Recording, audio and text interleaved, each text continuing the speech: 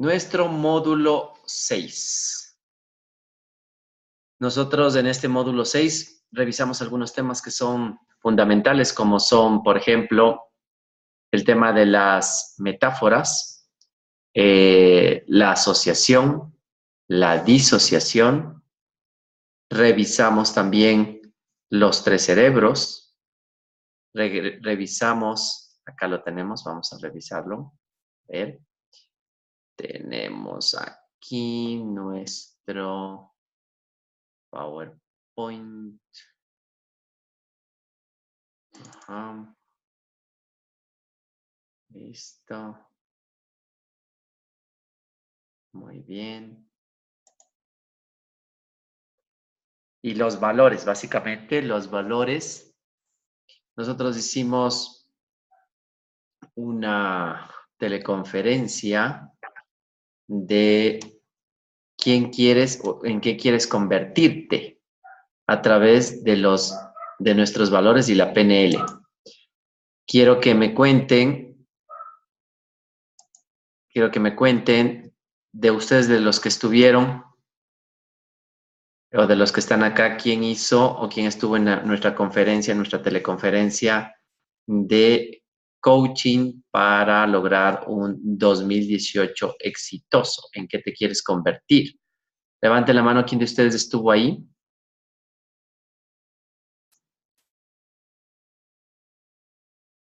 Vamos a ver si alguien estuvo ahí para...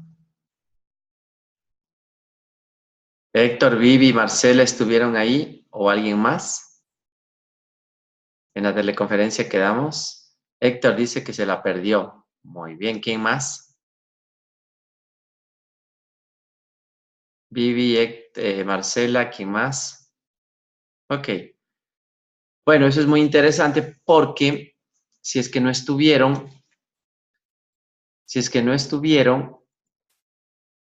hablamos algunos temas sobre los valores y la PNL. Entonces, se le estuvieran repitiendo esta parte inicial. Lo que quiere decir que al no estar, eso está muy bueno para que nadie se pueda aburrir en esta primera parte, ¿ok? Que es, de alguna manera, la hicimos en nuestra teleconferencia. Bien, entonces, vamos a hablar de la programación neurolingüística y los valores. Sabemos ya qué son los valores, ¿verdad? Que son creencias particulares, personales, individuales, que sustentamos en una relación con lo que parece importante. Entonces, cuando hablamos nosotros de valores, hablamos de ese comportamiento que debemos regirnos para lograr el estilo de vida acorde a sentirnos bien y también hacer sentir bien a las personas, que nos permita vivir en comunidad, por ejemplo.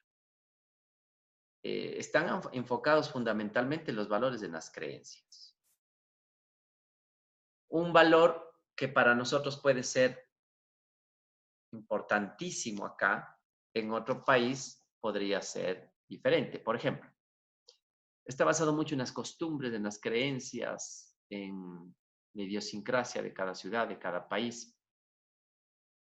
¿Qué ocurre aquí cuando tú vas de invitado a una cena, por ejemplo? La comida está rica y como es normal dentro del cuerpo, cuando tú tomas una Coca-Cola o tomas algo con gas o simplemente el cuerpo tiende a expulsar un gas por la boca, ¿sí? Normalmente uno, ¿qué es lo que hace en nuestra cultura occidental, en nuestros países latinoamericanos? Lo que tenemos que hacer es taparnos la boca, ¿cierto? E incluso no hacer ningún sonido, porque eso sería ¿qué? Decimos mala educación, pero tiene que ver con qué valor. Por ejemplo, con el respeto y con algunos de los valores que tenga que ver con el que la gente se pueda sentir mal al escuchar eso. Pero si vamos a otro país, qué sé yo, país en la India, eh, es normal, o en algún país árabe, es normal que las personas, cuando la comida esté deliciosa, entonces erupten, ¿sí? Y eso sí, y que suene. Y mientras más duro suene, así como fuerte, quiere decir que el dueño de casa se siente muy contento porque tuvo la comida deliciosa. Entonces, lo que para un lado podría ser irrespetuoso hacer esto aquí, para allá es un tema de agradecimiento. Si esto le llevamos a gran cantidad de costumbres que tienen que ver con nuestros valores, nos damos cuenta que depende mucho de la realidad donde estamos. Acá, estar con otra mujer sería una, una falta de respeto para la que uno tiene comúnmente, y en otros países a lo mejor están con dos, con tres, cinco, seis, siete al mismo tiempo. Y eso es lo más normal. Entonces, esto entra en el plano de lo subjetivo. Dentro de lo subjetivo, si vemos desde la perspectiva más amplia. Ahora, si nos ponemos dentro de la perspectiva en donde nuestro observador se encuentra, por ejemplo, en tu país, tú no puedes querer vivir valores que se viven en otro país, porque entonces estás en contra de todo ese conjunto de elementos que hace que los valores se desenvuelvan en ese lugar. Entonces, por más que uno quiera quebrar, ¿sí?, indicando que esto es subjetivo, que los valores son subjetivos, pero desde el punto de vista donde ves y desde el contexto pueden ser muy subjetivos, pero pueden ser bastante objetivos si es que te encuentras en el mismo rol o en el mismo observador, ¿sí? Es decir, yo no puedo decir que si tú estás viviendo en un país latinoamericano en donde el vivir en monogamia es lo común, en cierta cultura, en cierta clase social, y si tú quieres romper eso, pues realmente tu pareja no te lo va a aguantar. No puedes querer hacer bajo otra perspectiva lo que los valores tienden a ser casi absolutos en la perspectiva y en el observador de uno, ¿sí? Entonces, son subjetivos, pero al mismo tiempo deben ser muy objetivos. Ahora, esto de los valores, nosotros normalmente tenemos una jerarquía, pero la tenemos una jerarquía inconsciente. ¿Cómo es esto de la jerarquía inconsciente? Uno en cierta época de la vida, por ejemplo, prima más la libertad antes que la seguridad, o la libertad versus el compromiso. Cuando uno es soltero, tal vez el valor principal es la libertad de disfrutar, de salir sin que nadie lo ate. O podría ser otro valor que tenemos acá, la diversión, ¿sí? Primero la diversión, la farra, la alegría desenfrenada en cierta época versus un compromiso. Pero cuando cambian los contextos, uno ya adopta otros, al adoptar, por ejemplo, el unirse a una persona, y al tener un niño, uno ya tiende a cambiar la jerarquía de valores. Entonces, los valores, por ejemplo, ya no será la libertad y ya no será la diversión, sino será el compromiso. Uno de los valores más importantes, que el ahorro, por ejemplo, podrá ser otro, que prima. Entonces, es así como inconscientemente se va haciendo una jerarquía de valores. ¿Y por qué decimos que un ejercicio como esto, de tomar conciencia de la jerarquía de valores, puede ayudarte y hasta puede cambiar tu vida? Porque lo ideal es tomar conciencia de cómo están los valores este momento en tu vida. Y hay un ejercicio que yo les decía que era importante, y si no lo han hecho, háganlo.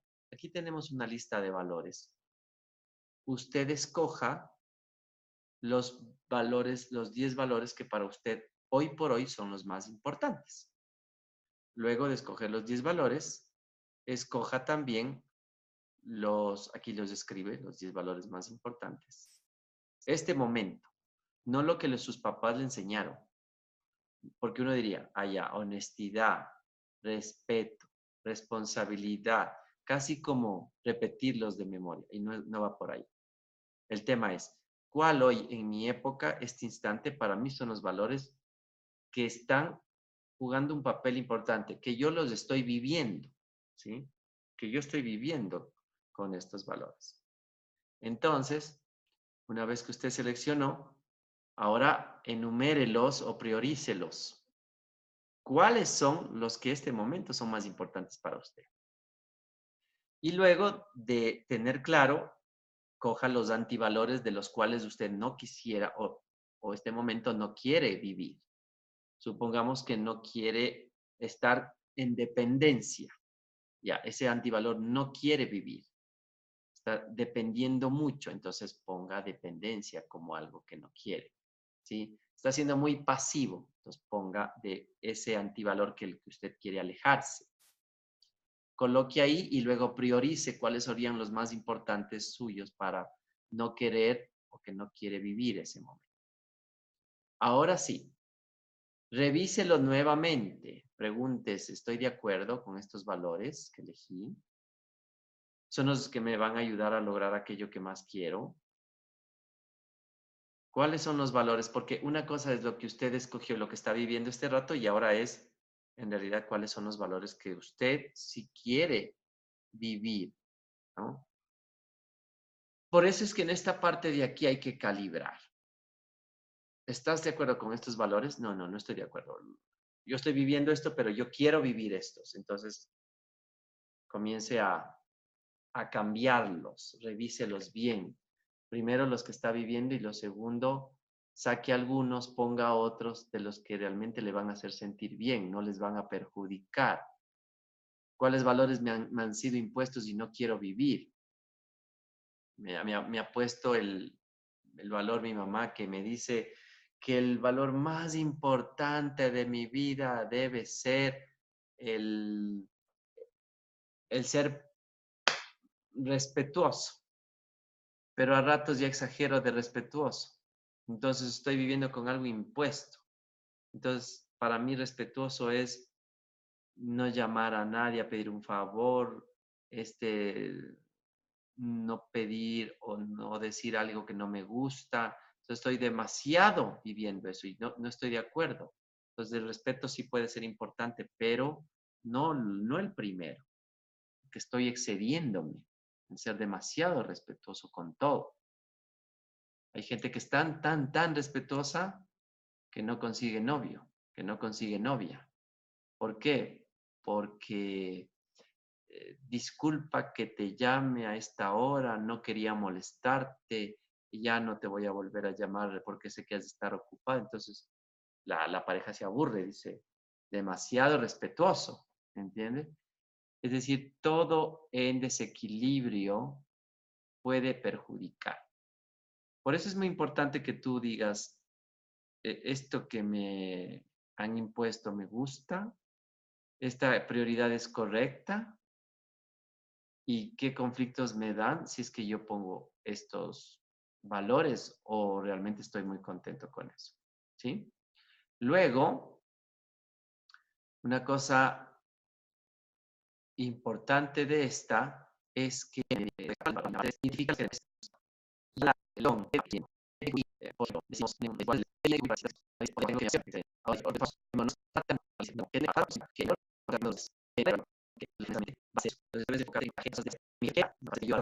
es como para mí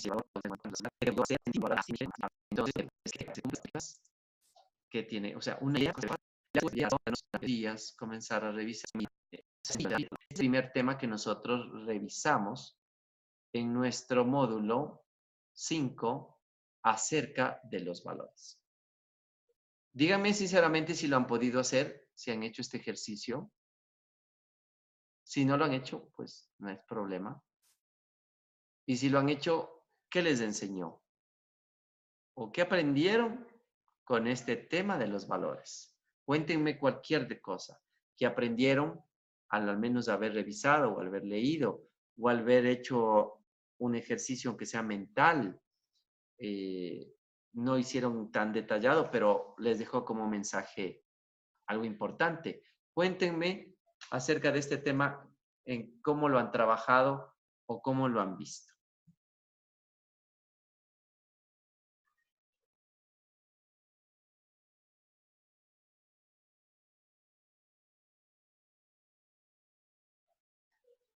¿Cómo les ha parecido este tema? ¿Cómo lo han visto? ¿Lo trabajaron? ¿Lo pudieron hacer? ¿No lo pudieron hacer? O alguien después de ver esto dice, sí, ahora sí lo voy a hacer porque me parece muy importante. Cualquier comentario. Sí lo realicé. Viviana. En verdad era la primera vez que ordenaba mis valores. Y me ayudó, dice, a conocerme mucho mejor. Perfecto, Vivi. ¿Te gustó hacer el ejercicio? ¿Te diste cuenta? ¿Pudiste reflexionar a profundidad de cómo estabas y cómo quieres estar?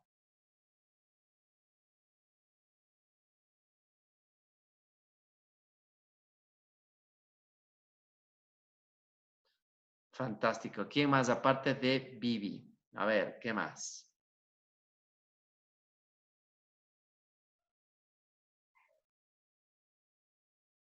Dice Marcela que sí.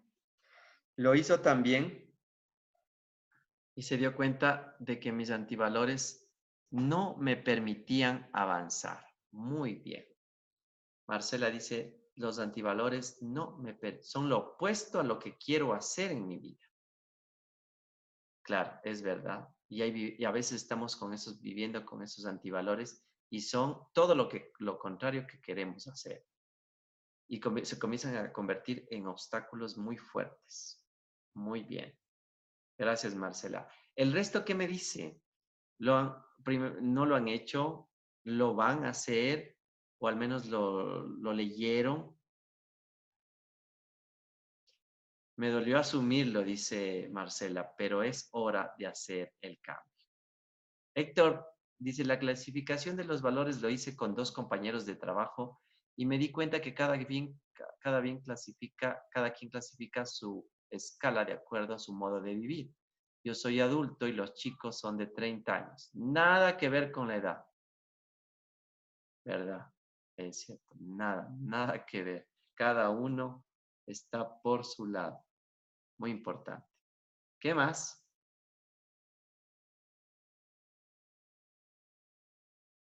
¿Qué más?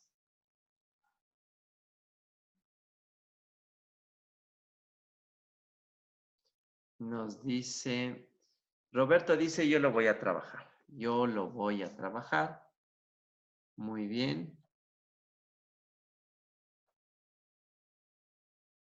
Y acá no tengo tu nombre, pero bueno, asoma y que sí lo hice y me pareció fantástico porque descubrí cosas que no sabía de mí. Estupendo, estupendo. Recuérdame tu nombre si nos dices.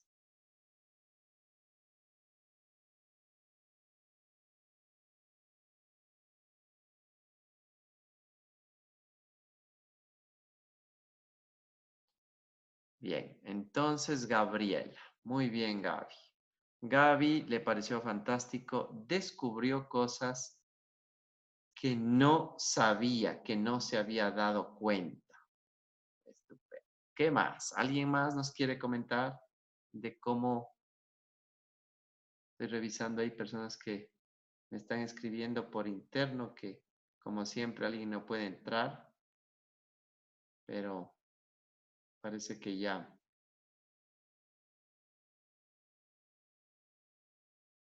Bien. Entonces, creo que con eso está claro.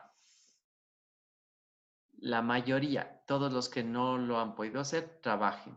Trabajen esto de los valores que te cambia en lo que quieres convertirte. No es lo que quieres lograr, no las cosas que quieres lograr, sino lo que quieres ser. La diferencia es que la gente quiere tener y luego cuando quiere tener, se pone metas, ¿verdad? Quiere tener y luego se pone a hacer. Y cuando se pone a hacer, después dice, ahora sí, ya soy millonario o ya soy, sé, quiero ser saludable, por eso entonces comienzo a hacer eh, ejercicio y así sucesivamente. Y la idea no es eso, no es primero tener, hacer y luego ser, sino es al revés. Primero ser y luego uno se pone a ver qué debo hacer para luego tener. Entonces, primero mi valor, por ejemplo, sería la salud. Y entonces para la salud, si quiero ser saludable, ¿qué tengo que hacer? Y luego tengo salud. Entonces, primero es, ¿en qué me quiero convertir? ¿En un ser saludable? ¿En un ser próspero? ¿En un ser feliz? Si quiero ser feliz, ¿qué? ¿Qué voy a hacer? Y ahí viene un concepto muy importante de felicidad. No es lo que voy a tener que me va a dar felicidad, sino que hoy soy feliz con lo que tengo. Hoy soy feliz y agradecido con lo que hago. Y por lo tanto comienzo a hacer más de eso. Y a la larga, después me convierto y tengo felicidad. Y no es que tengo cosas materiales, sino tengo felicidad. Y eso súmalo a todo.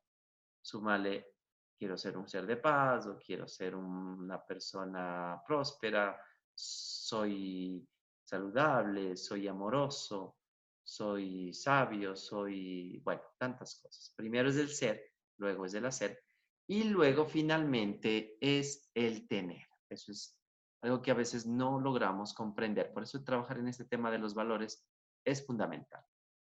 Muy bien. Luego, entonces, pasamos a nuestro segundo tema, que tiene que ver con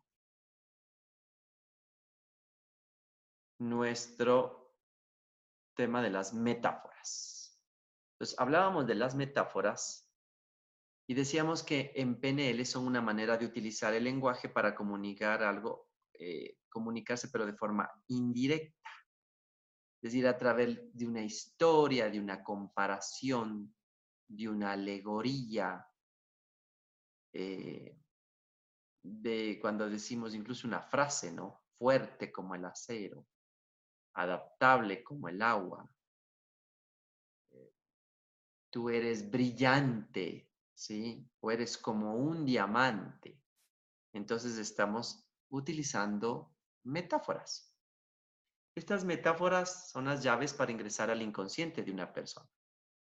Las metáforas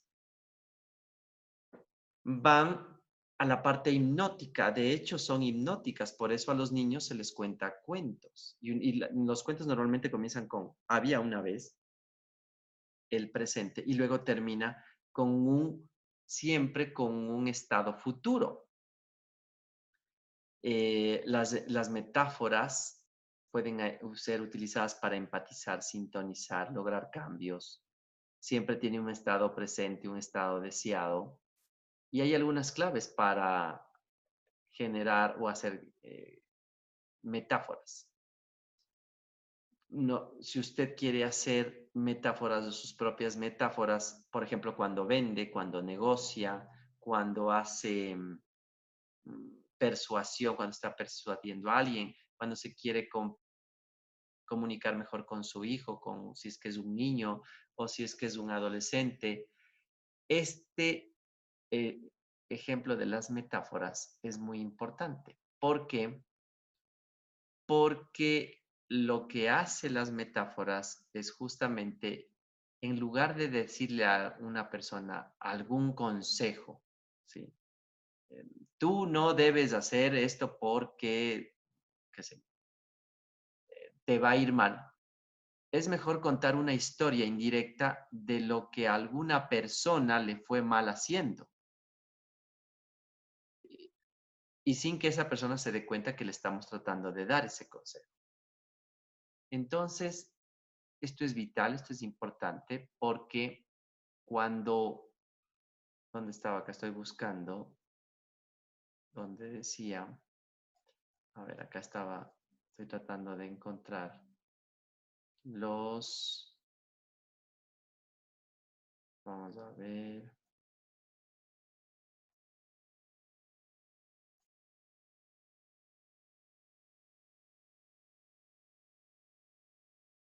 Bueno, a esta parte, la historia dice, la idea es distraer a la parte consciente de la mente que lee y escucha la historia, logrando que su inconsciente asocie y relacione cosas y él mismo obtenga el significado.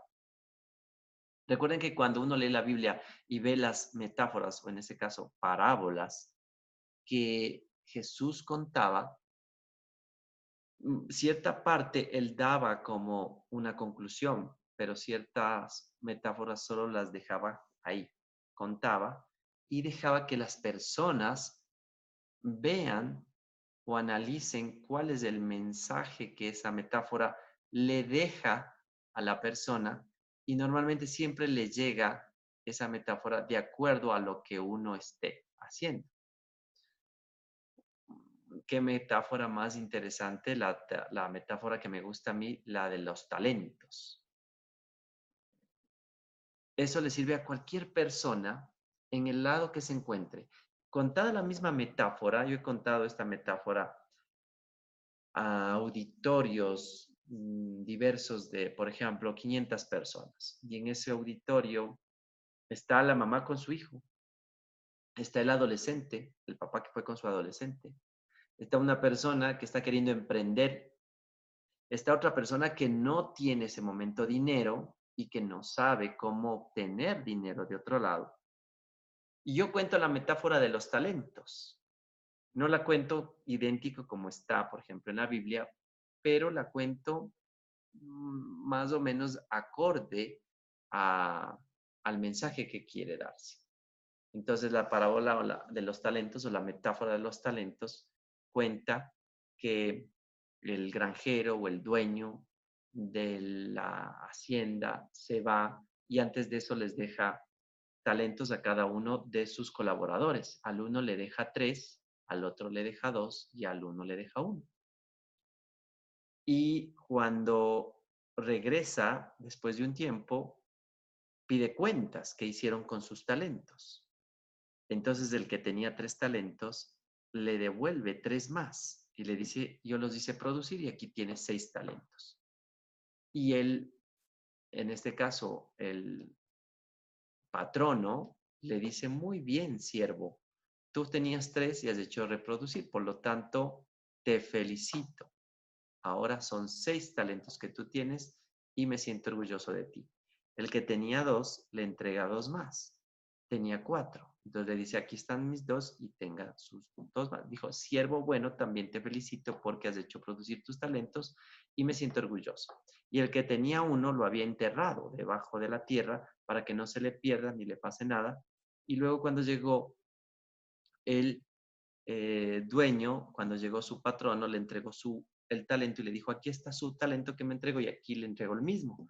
Y él le dijo, siervo malo, sí, porque tú no hiciste producir esos talentos. Y ahí viene una frase final que dice, por lo tanto, al que tenga, se le dará más y al que no tenga, se le quitará. Y cuando yo cuento esto, al principio como que la gente no lo entiende, y ahí yo tengo que hacer una explicación aparte, ¿no? Y yo digo, bueno, los talentos justamente son esas habilidades, son esos dones, son esas competencias que la vida nos dio. Y resulta que usted tiene competencias que tiene diferentes, exclusivas suyas, pero no las hace producir.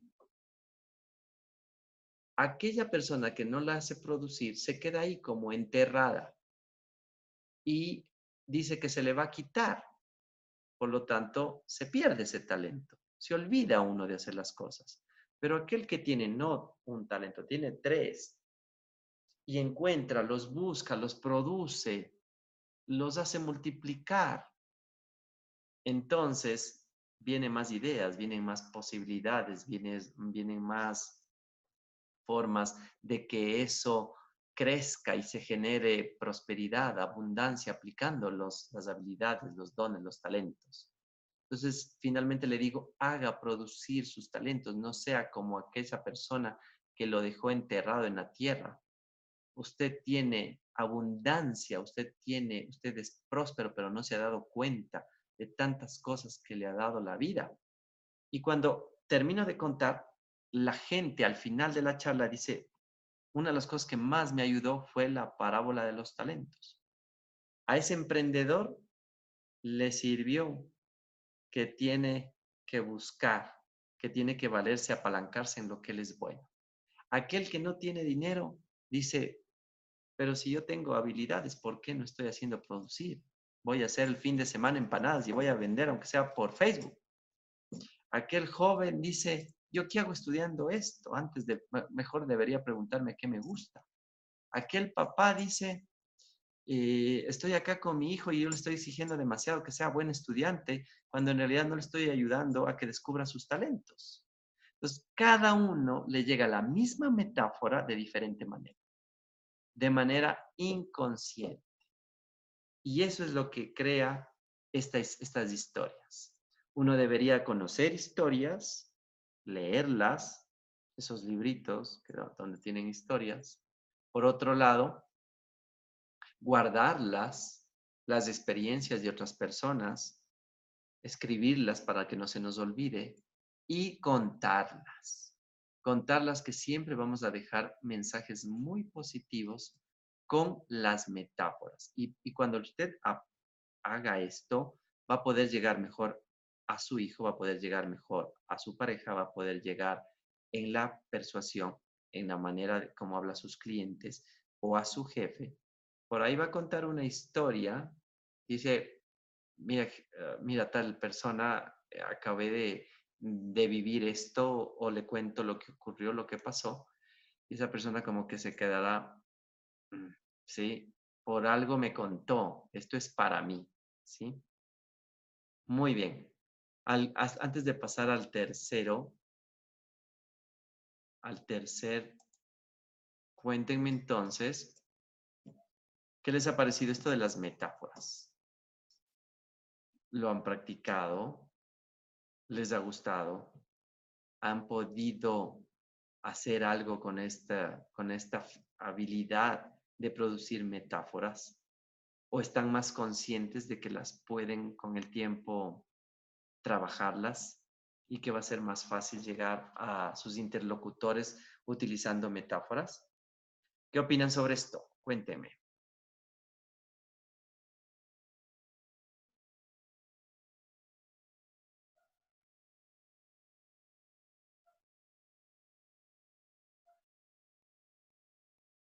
¿Algún comentario sobre las metáforas? ¿Lo han aplicado? ¿Les ha ido bien? ¿Han estado pendientes? ¿Les ha parecido difícil? ¿Por qué les ha parecido fácil o por qué difícil? ¿Qué utilidad les ve? Viviana dice, me divertí mucho con el tema de las metáforas. Eh, a veces se me complicó un poco entenderlas, pero me fue muy bien. Gracias, Vivi. Estupendo. ¿Qué más? ¿Algún otro comentario sobre las metáforas?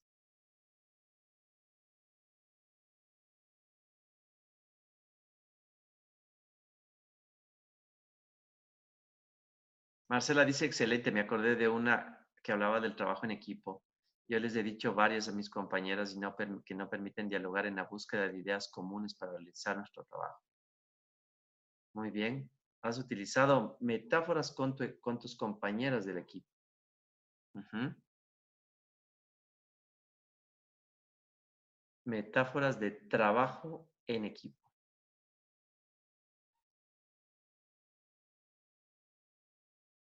Claro, y cuando las comentas, dice, nos permite dialogar en la búsqueda de ideas comunes. O sea, lanzas una metáfora y la gente se abre y de esa manera puede conversar y puede estar mucho más flexible a ceder. Bien, ¿alguien más?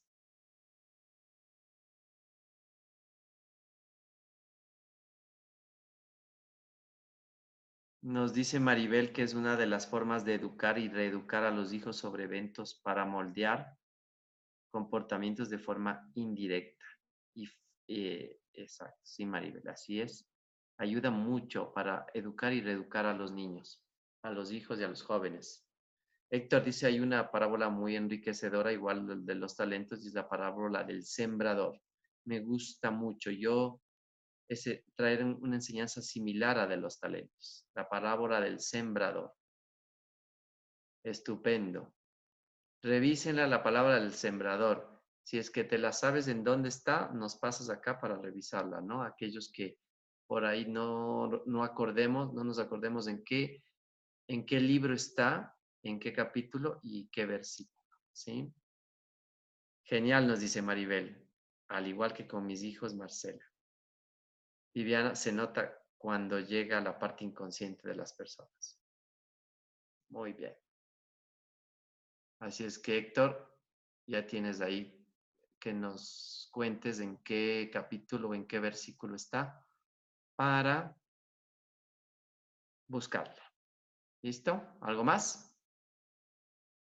Creo que estamos. Siguiente tema,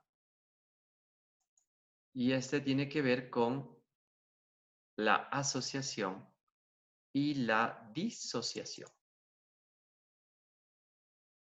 La asociación y la disociación es una técnica muy interesante, muy poderosa, muy fácil de aplicar. Y yo les había puesto, primero entendamos qué es el asociado y qué es el disociado. El asociado, dice, se refiere a los estados en los que se experimenta un acontecimiento en el tiempo, es decir, trasladándonos como si estuviera ocurriendo. Y el disociado se refiere a ubicarse en la posición del observador de su propia acción, es decir, verse a uno mismo con los ojos del observador.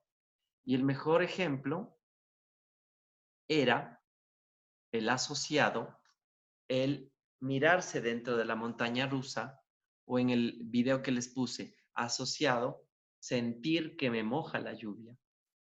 Y el disociado es ya no vivir la montaña rusa, sino ver como que yo estoy metido en el carrito de la montaña rusa.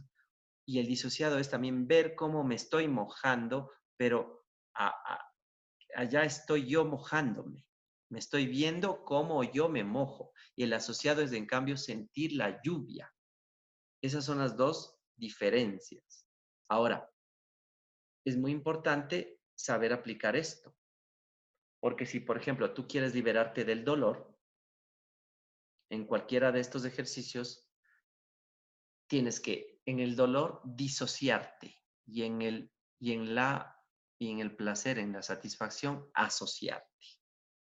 Quieres tener una experiencia y vivir la experiencia que has tenido antes y anclarla y volverla a vivir y que eso te haga seguro de ti mismo, entonces asóciate. Por eso yo en los ejercicios digo, cuando va a ser algo positivo, imagínate que estás viviendo otra vez eso, que estás sintiendo, que estás conversando con las personas, que estás otra vez teniendo ese éxito. Vívelo como que estuvieras nuevamente ahí. Eso es asociarse. Y disociarse es cuando yo les contaba que cuando tuve yo un accidente eh, y atropellé a una persona, menos mal no le pasó nada, yo venía y esa persona se cruza, alcanzo a virar y lo topé, se cayó, yo dije ya pensé lo peor. Y en segundos se levantó, ¿sí? Se levantó, yo le dije, ¿te llevo a la clínica?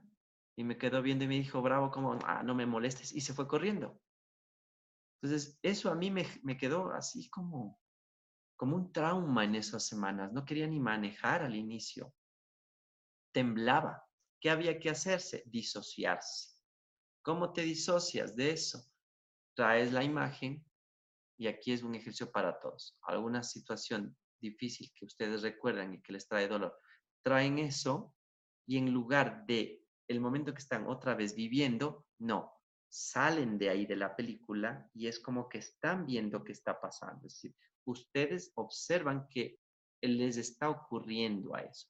salen, entonces se disocian y aquí, una vez disociados, ahí pueden, por ejemplo, parar la película, parar lo que están viendo, hacerle una foto y quemarla, ¿sí? Eso lo hemos de ver cuando topemos en coaching, en nuestros módulos de coaching, todos los que van a seguir, por supuesto, la parte de fobias, cómo curar momentos desagradables, cómo desconectar situaciones que no nos gustan, cómo liberarse del pasado, ¿sí? En fobias.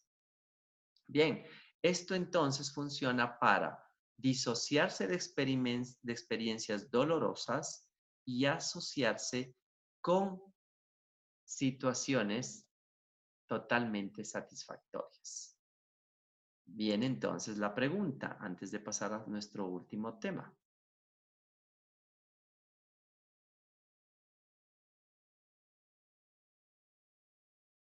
Ok, vamos a ver ahí.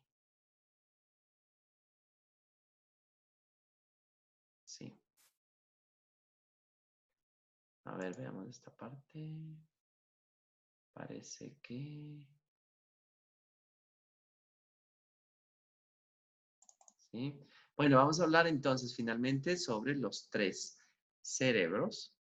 Pero antes de eso les decía que la pregunta del caso es, ¿cómo ustedes les pareció este tema de asociarse, de disociarse? Y sobre todo, ¿lo pudieron hacer? ¿Han logrado hacer algún ejercicio de asociarse con algo, alguna satisfacción, algún recuerdo bonito, o se han disociado o han aplicado el ejercicio para disociarse de alguna experiencia negativa? ¿O qué les ha parecido este tema? Entonces, a ver, comentarios. Comentarios sobre la asociación y la disociación en la programación neurolingüística. Una sería, ¿cómo puede ayudarte a empoderarte eso? Esa sería una pregunta. Si alguien me puede contestar, ¿qué tiene que ver esto del asociarse y el disociarse también con el saber empoderarse? La técnica, ¿cómo está ligado al empoderamiento personal? O lo que me quieran contar también. Vamos, les espero que me pongan sus comentarios.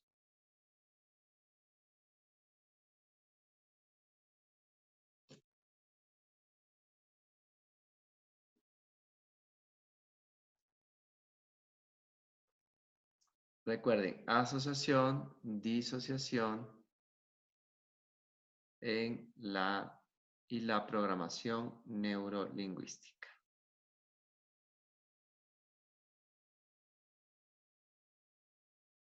O también me pueden decir, no, no lo he hecho. No he practicado absolutamente nada de esto.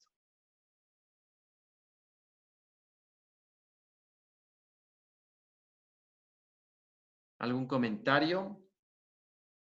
¿Algún comentario? Asociación, disociación.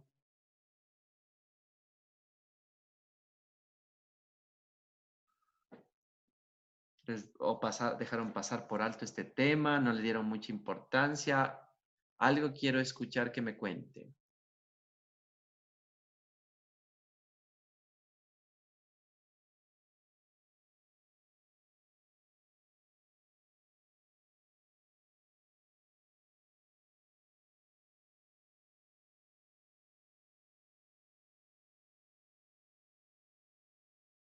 Muy bien.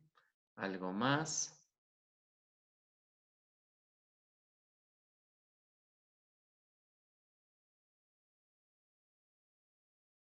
Recuerden, asociación, disociación. ¿Qué es? Ok, Michelle dice, no, no, de eso no he leído, ¿sí? De esa parte sí no he estado muy enterada. Muy bien, gracias Michelle. Los demás. Eso a mí me ayuda para saber qué tanto los temas les ha llegado, cuál han aplicado más y en cuál darles un poco más de énfasis.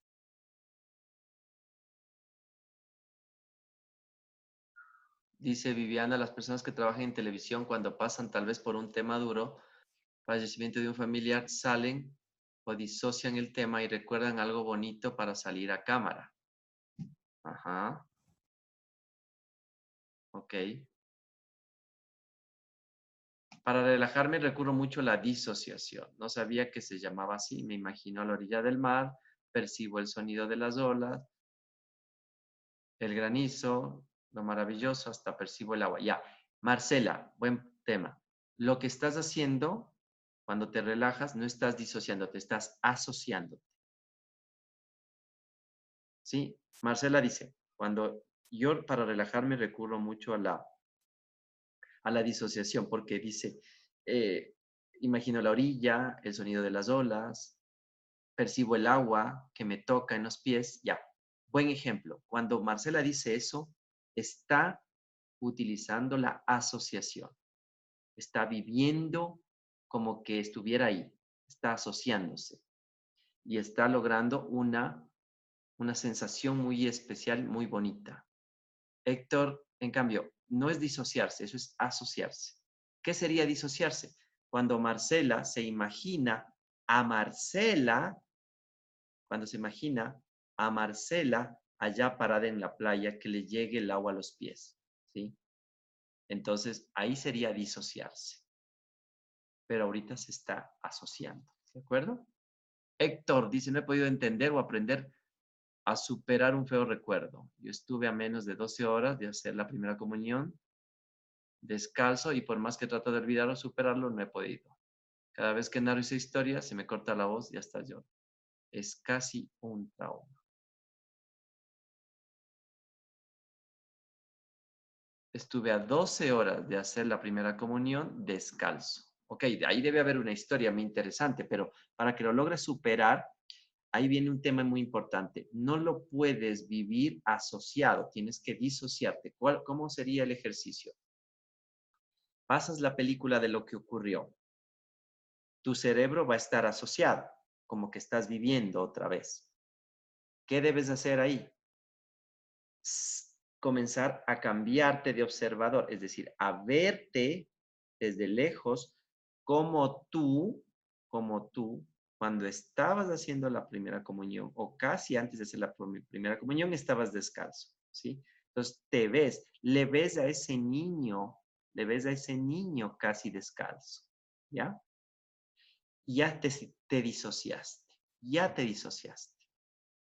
Entonces te voy a adelantar un ejercicio que lo vemos siempre, como te decía, en otros módulos.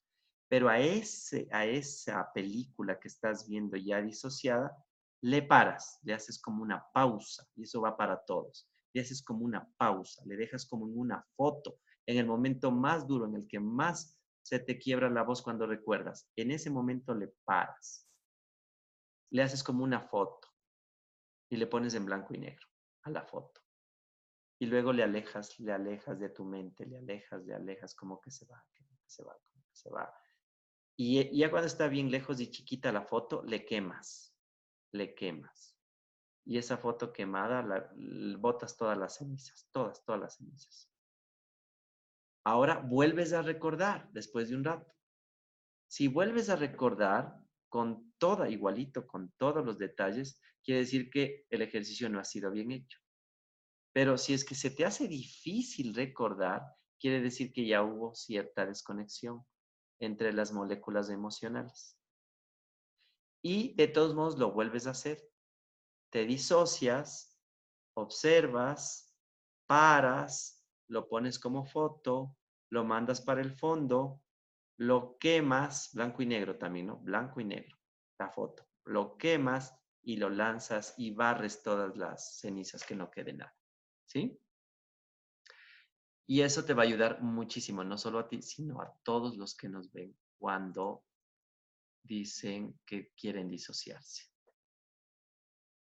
Nuestra amiga nos dice que no ha podido aplicar lo de la disociación, tengo muchos pensamientos negativos y se me complica deshacerme de ellos. Ya, entonces, para deshacerte de esos, no pensamientos, recuerdos, hay que traer los recuerdos y hacer el ejercicio que les mencioné este momento. Viviana dice, ¿trabajas más la asociación entonces? No, hay que trabajar las dos para empoderarte. Hay que asociarte con las sensaciones lindas y disociarte de las que las tienes grabadas, que no te gustan. ¿Disociarse es más difícil? No, todo es cuestión de práctica. Disociarte es verte tú ahí como que estás en la montaña rusa. Imagínate que estás en la montaña rusa tú, pero viéndote. Tú estás aquí abajo, cierro los ojos para que te imagines. Estás aquí abajo y tú estás arriba gritando en el carrito de la montaña rusa o disfrutando. Ahí es disociarte. Tú te ves arriba en el carro, ¿sí? Pero estás aquí abajo tú viéndote. Eso es disociarte. Entonces no es difícil, es solo práctica. Clever dice, no conocía la disociación. Lo intenté hacer para superar un mal recuerdo, pero al ver ese recuerdo de lo sucedido, no sé cómo manejarlo para que no me haga daño. Ya sabes, ahora ya te expliqué, le expliqué cuando hicimos el ejercicio con Héctor, tú ya sabes cómo hacerlo.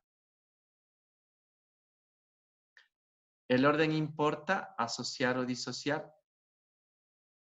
No, porque depende de.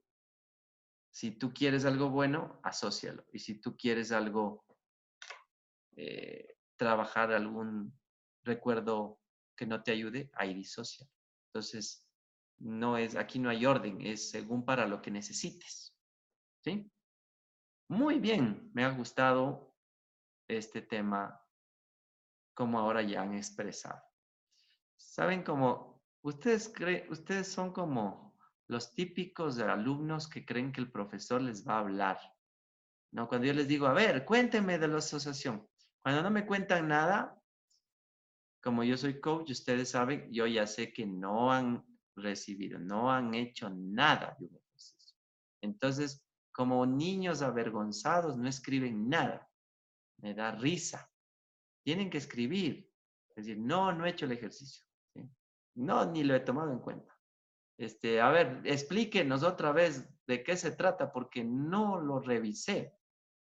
Entonces yo con mucha paciencia como profesor de esos profesores buenas gentes, les vuelvo a explicar. Pero los típicos alumnos, ¿no? Que no hicieron y calladitos, nadie dice nada. ¿De acuerdo? Entonces, la próxima ya saben. Con toda confianza, no lo he hecho y más bien, profe, explíquenos. Hernán, explícanos. Que dice que, Marcela dice, repetir el ejercicio que le planteaste a Héctor. Ya. Le decía a Héctor que cualquier recuerdo negativo que tengan, tráiganlo. Paso 1, recordarlo. Paso 2, disociarse. Es decir, como es un recuerdo que te afectó mucho, de ley tu mente va a estar asociada con eso. Entonces, paso 2 es disociarte. Salirte de eso y mirarte como que estás viviendo allá lejos tú. Cuando estás viviendo eso, en el momento que más te duele, en el más duro, paras como que fuera una película. Le paras, pones pausa. Sería tercer paso, poner pausa. Cuarto paso, como es la pantalla que la que ves, le haces está como una foto. O sea, le haces como una foto, como hiciste pausa, ahora eso es una foto. A esa foto, ¿cierto? Siguiente paso, paso 4 me parece, le pones en blanco y negro a la foto y le alejas. La alejas de tu mente, le alejas. 4. Paso 5, quemas la foto. Que se veas que se quema. El rato que quemas vas a sentir que incluso un alivio. Paso 6, todo lo que quedó de la foto le soplas, le barres, que no quede nada. Paso 6. ¿Sí? Paso 6. Y paso 7, volver a recordar ese momento o ese recuerdo duro. Volver a recordar.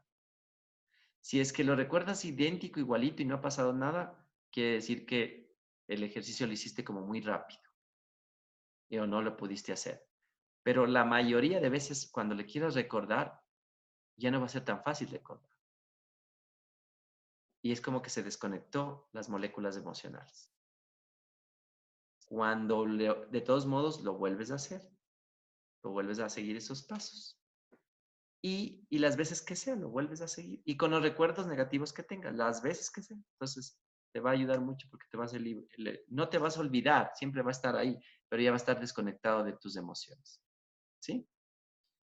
Interesante esta técnica, incluso para asociarnos de rencores pasados.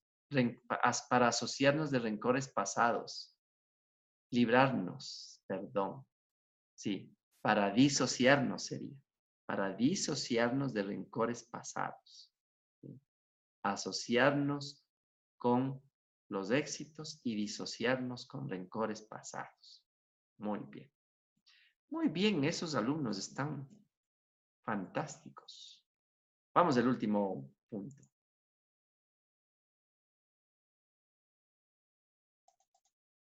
Los tres cerebros. Los tres cerebros. Bien, hicimos un test. Hicimos un test. Este test revisamos cuáles de ustedes eran. Si son A, si tenían más en el A, quiere decir que son el hemisferio izquierdo. El B, el hemisferio derecho, este es el B. Y si es que salió bastante en el C, es el hemisferio central. Entonces, un poco para que recuerden la evolución de los tres cerebros. En un inicio hace millones o miles de años, no sabemos hace cuántos, miles de años, el primer cerebro que dominaba a las primeras civilizaciones era el reptil, o es el de supervivencia, en el que tenía que cazar, el que tenía que pelear con los depredadores, el que tenía que sobrevivir. La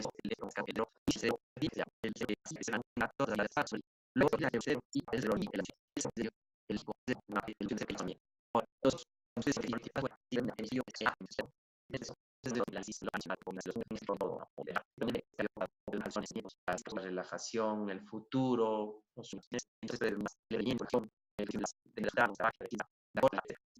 y hay un tema muy importante, es que primero tienes que saber cómo eres tú y luego debes tener la habilidad de saber cómo son los demás. Aquí voy a responder algunas preguntas que ustedes de ley me van a hacer. ¿Y qué pasa si yo tengo pegadito el 1 y el A y el B? Entonces están iguales. Ok. Sí, hay veces que están muy parecidos y quiere decir que tú tienes buen equilibrio entre esos dos hemisferios o a veces entre los tres y eso es lo ideal. Porque no es ideal que tengas muy fuerte, muy alto el uno, muy pequeño el otro, porque va a ser tu debilidad la otra, ¿no? Es decir, vas a tener un fuerte, por ejemplo, un A, y que tengas un C bien bajo, entonces no te va a ayudar para generar resultados, porque el C tiene que ver con los resultados. Grábense esto, llévense la mano a la parte izquierda del cerebro y digan, este es mi cerebro lógico, mi cerebro de razonamiento. Llévense la mano hacia la parte derecha de su cerebro y van a decir, este es mi cerebro emocional, mi cerebro límbico, mi cerebro de las sensaciones, de las emociones, de los sentimientos.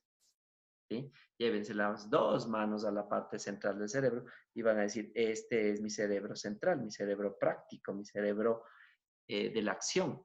Y no es que su cerebro esté acá adentro, el izquierdo tenga que ver con lo lógico, el derecho, no, sino que es para uso de didáctica.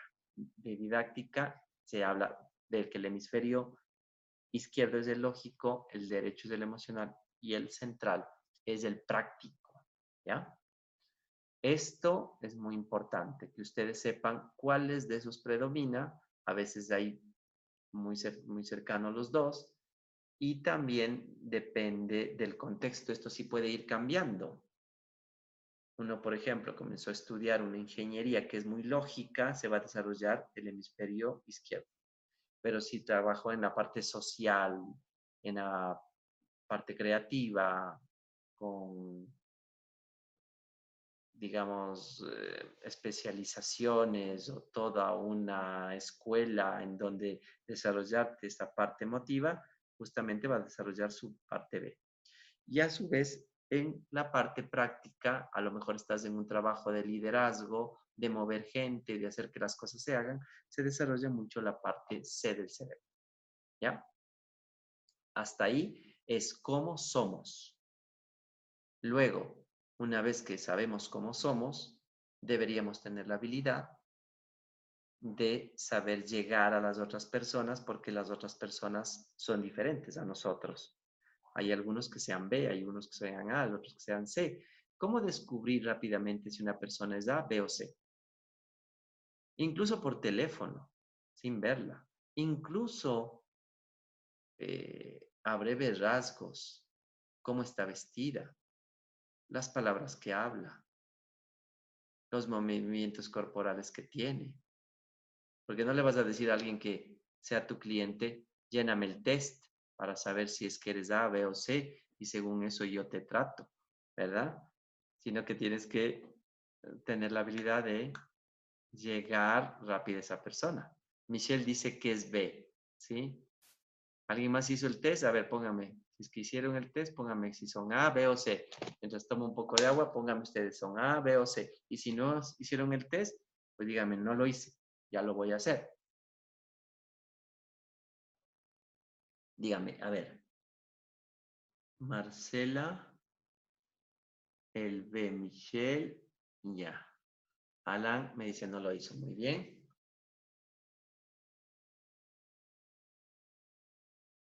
Fabiola, yo soy B y segundo salió C, perfecto.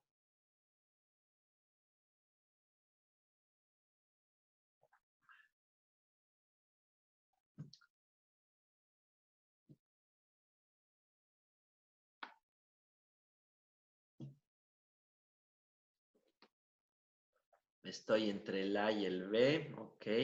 El A puede ser que esté más fuerte, el otro está ligado al C. Ok, muy bien.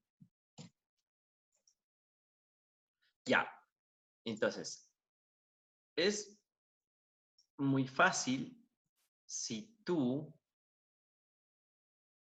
eres A, como eres lógico, inconscientemente vas a actuar de manera lógica, vas a hablarle de manera lógica a la gente, le vas a explicar con números, le vas a dar razones.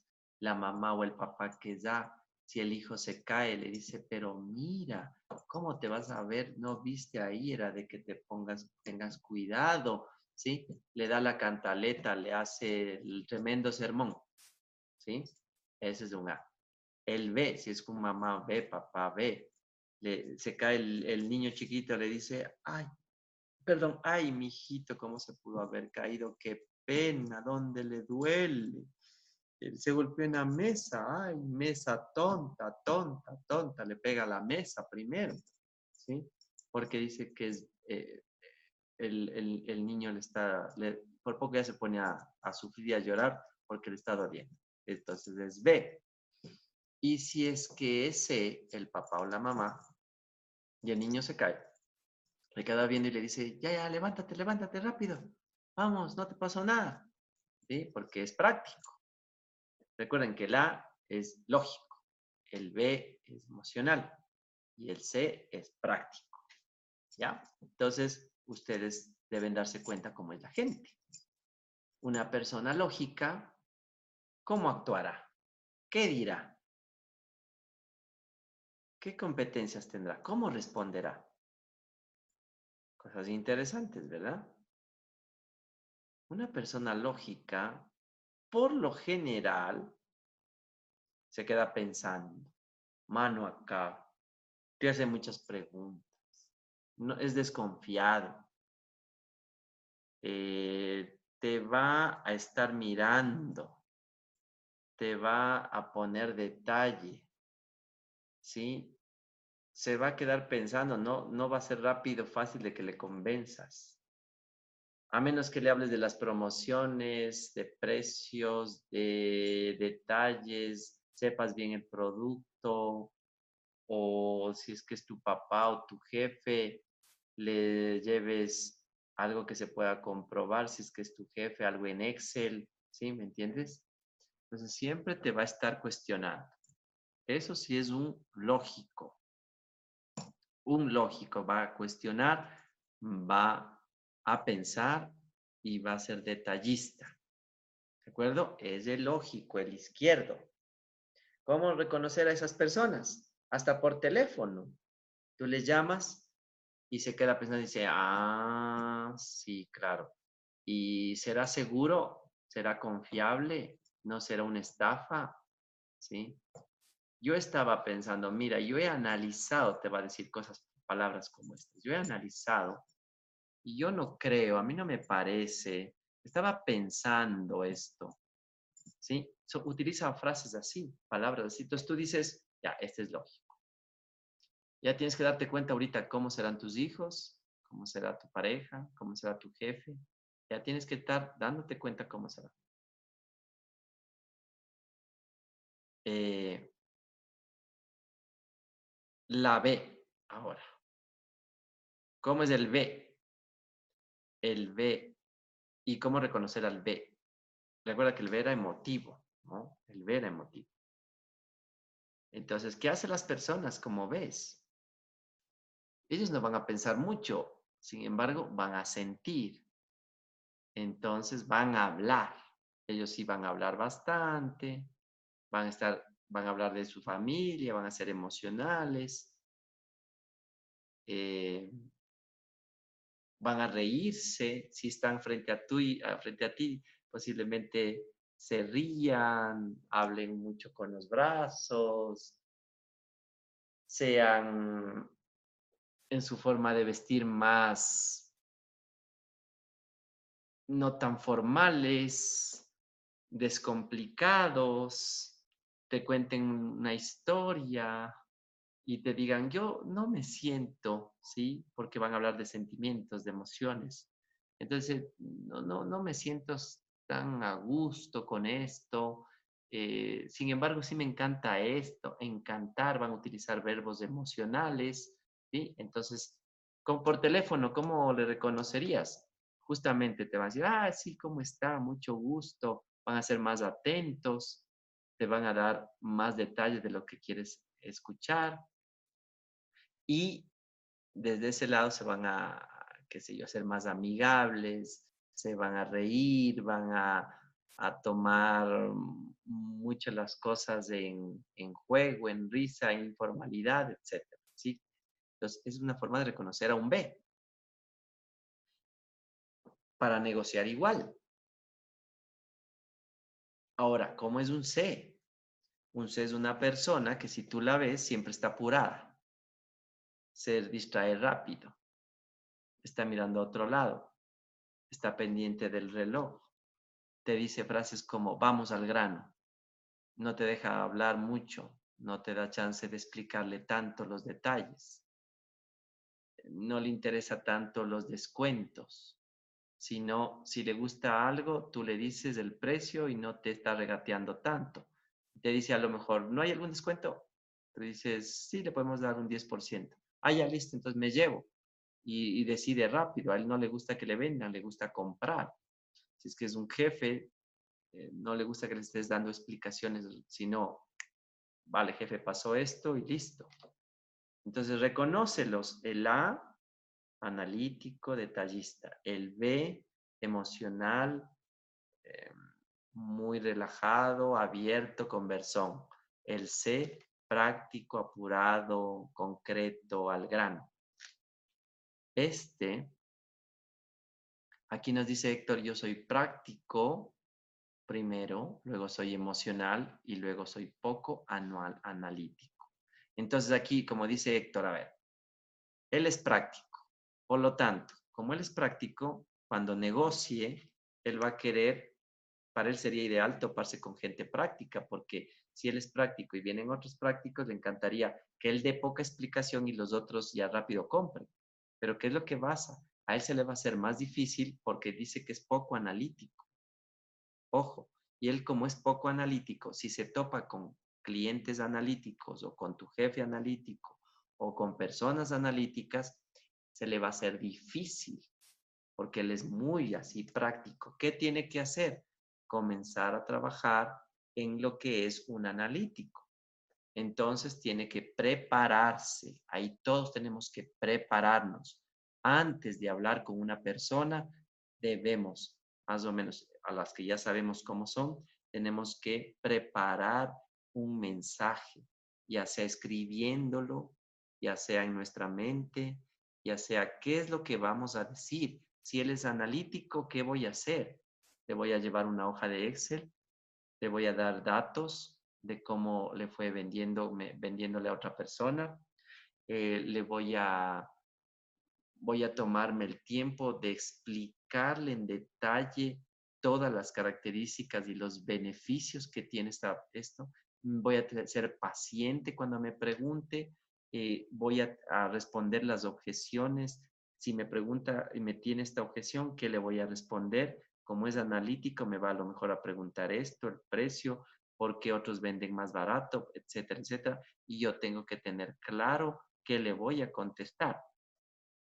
Debo entender que él es muy detallista y todo eso, ¿sí?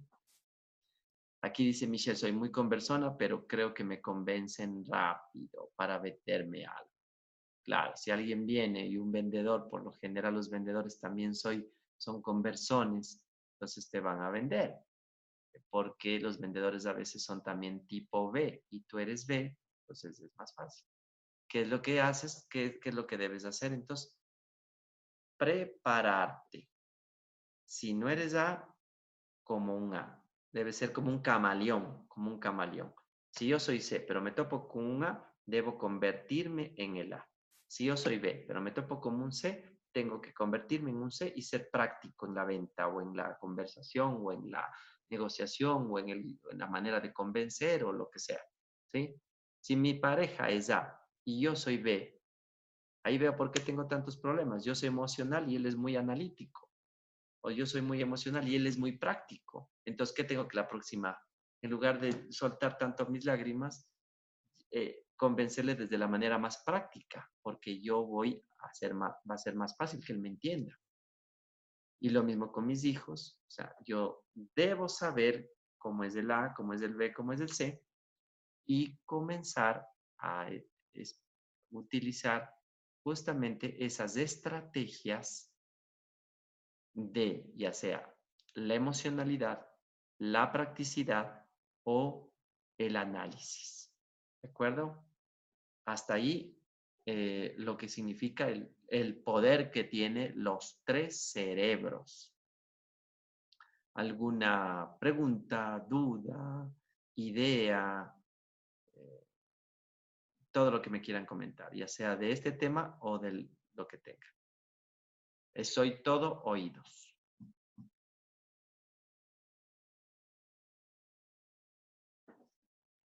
Ujú.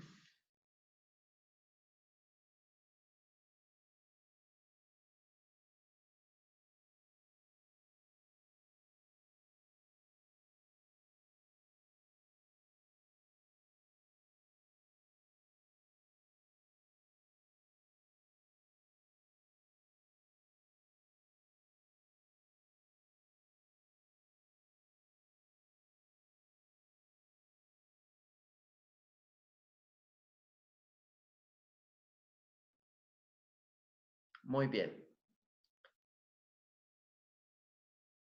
Quiero saber qué cerebro es mi esposo. Él no habla mucho.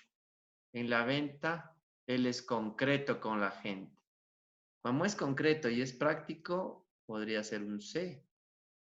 ¿Sí? No habla mucho, es concreto, va al grano. Es un C, es práctico. Entonces tú también tienes que, cuando quieras convencerlo, poco hablar y directo al grano y ser concreto. No les explica los detalles del producto. Ok, claro, no les explica, eso es un C. Perfecto. Muy bien, ¿quién más?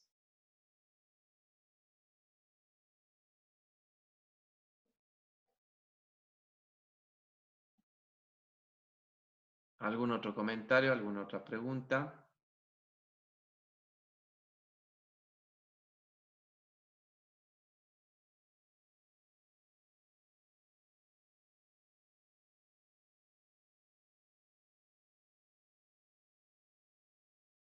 Gracias, dice. El tema comprendí porque mi jefe no me entendía. Yo soy C y él es A. Voy a trabajar para mejorar. Genial, Clever. De eso se trata. Muy bien. Si él es C y... No, si tú eres C y él es A... Perdón, perdón. Entonces, si tú eres C y él es A, tú vas mucho a lo concreto, pocas palabras, al grano, dices las cosas directas y tienes que tener más cuidado con él, porque él no te va a entender de esa manera. Él tienes que hablarle con más detalle, tienes que hablarle con más sutileza, tienes que darle más seguridad y tienes que explicarle más cada cosa con análisis, con matemáticas, etc. Dice Michelle, le voy a hacer el test esta noche. Al esposo le va a hacer el test. Dale, hágale, hágale. Yo en menos de una hora compro toda la ropa de estreno para diciembre, dice Héctor, porque ese, ¿verdad? Compra rápido, es concreto, no está esperando tanto detalle. Luego dice Michelle, no, Fabiola, ¿cualquier persona puede cambiar entre los tres cerebros o eso es definitivo? Eres B y no podrás hacer una. No, sí, esto vas cambiando según lo que estudias, según las experiencias que vas teniendo y en base también a, más que todo al entorno, ¿no? Al entorno se va desarrollando el cerebro. Marcela dice, ahora entiendo las diferencias que hay entre la jefa y mis compañeras de trabajo. Esa es. Ahora, tener un equipo, eso es muy interesante porque si uno es líder y tiene equipo, ahí podría utilizar bien a los tres cerebros. Podría unir a un analítico con un práctico y con un lógico y hacer un buen mix, ¿no? El uno le va a poner análisis, el otro le va a poner emoción y el otro va a ponerle practicidad. Si eso supieran los jefes, sería genial. Hay mezcla de los tres cerebros. Todos nosotros utilizamos los tres cerebros, Michelle, en según los momentos. Hay momentos en donde a lo mejor utilices un poco el C y en otros el A, pero siempre predomina uno de ellos, ¿no? ¿Qué más tenemos? ¿Qué más tenemos? ¿Qué más tenemos?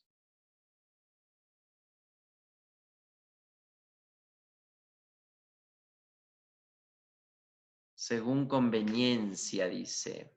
Sí, es la segunda conveniencia, lo que a veces, bueno, eso es inconsciente, ¿no? Siempre vamos a estar utilizando los tres cerebros. Hay momentos en que algún momento tienes que ser práctico, qué sé yo, y te toque hacerlo. Pero si tienes bien bajo el A, lo vas a utilizar menos, ¿no? O sea, todo el tiempo vamos a pensar y hacer análisis lógico, pero siempre va a predominar los otros. ¿Qué más tenemos? ¿Algún otro? Pregunta, duda. Es genial lo de los tres cerebros. ¿Les gustó?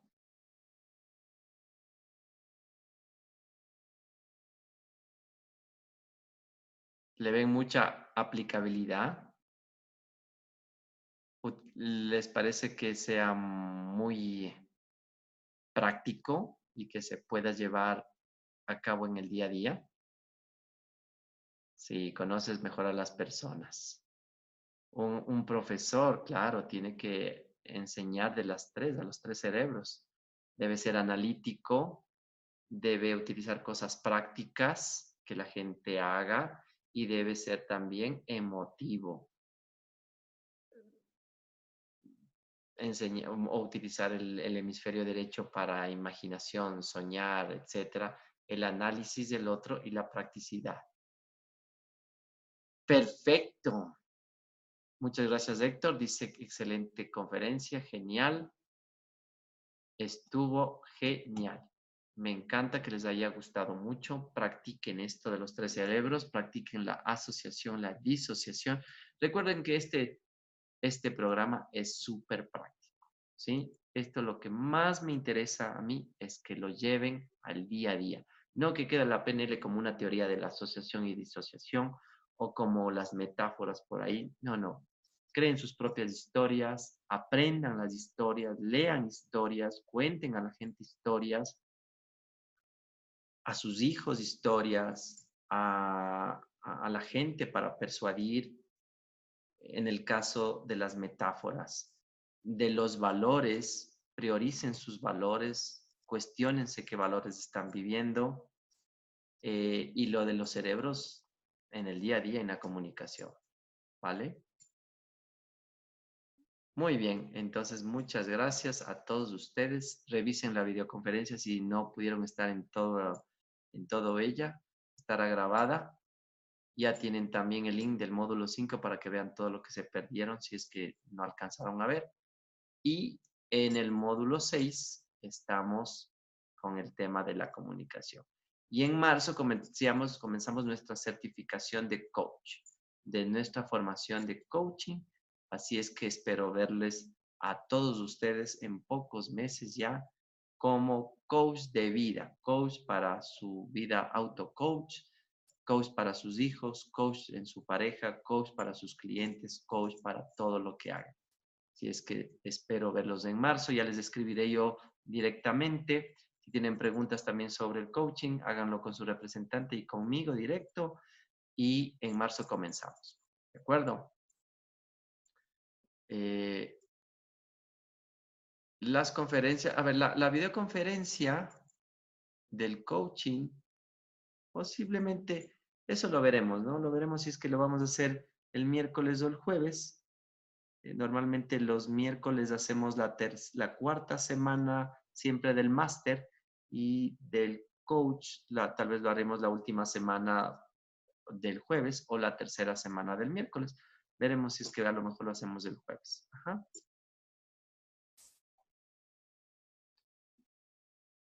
Perfecto, intentaremos hacer los jueves. Muy bien. Además que es solo una vez al mes, ¿no? Perfecto. Porque de ahí lo demás siempre es por WhatsApp y por WhatsApp tú lo puedes ver siempre. ¿De acuerdo? Listo. Gracias a ustedes. Un gran abrazo y nos vemos muy pronto. Que estén muy bien. Gracias a todos. Bye bye. Gracias. Chao.